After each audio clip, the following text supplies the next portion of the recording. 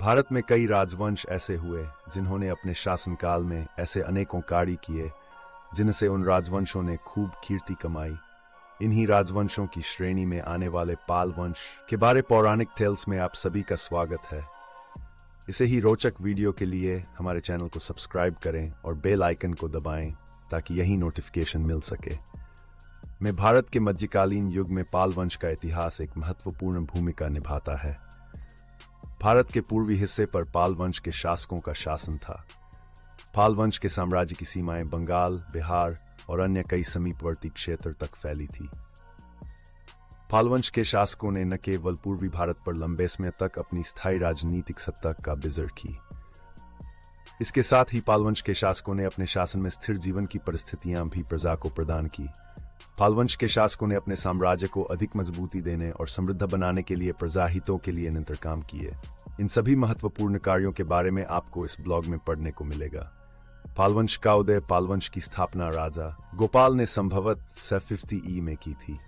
राजा गोपाल ही राजवंश के पहले सम्राट बने थे।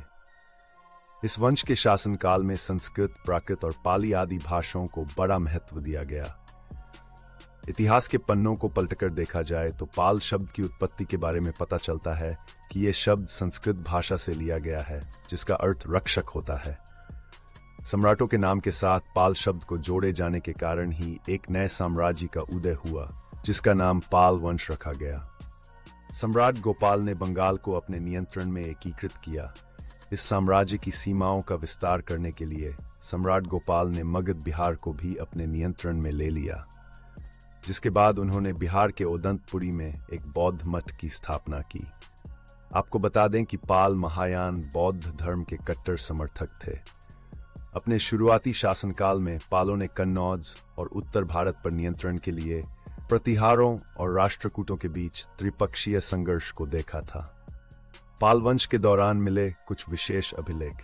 पाल वंश का इतिहास पुरातात्विक स्रोतों से मिले इस वंश के कुछ प्रमुख लेखों की चर्चा किए बिना अधूरा ही रहेगा।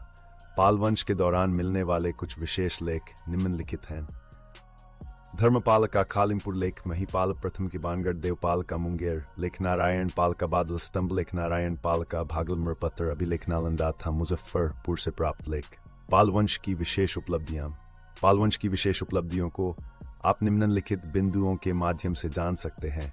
कृषि के विकास के लिए तालाबों, नहरों का निर्माण, विकास, व्यापार वाणिज्य को बढ़ावा, कला व साहित्य का संरक्षण, मंदिरों का निर्माण, मंदिरों और बौद्ध मठों को अनुदान, पुराने विश्वविद्यालय का जीर्णोद्धार, वन ए विश्वविद्यालय का निर्माण, पूर्वी भारत में अपने राज्य का विस्तार इत्यादि। पाल वंश का पहला शासक गोपाल प्रथम था। पाल वंश का मूल स्थान बंगाल था। पाल वंश के बाद सेन वंश की स्थापना हुई। आशा है इस वीडियो से आपको पाल वंश का इतिहास के बारे में बहुत सी जानकारी प्राप्त हुई होगी। इतिहास से जुड़े हुए ऐसे ही अन्य वीडियो के लिए हमारी चैनल से बने रहिए।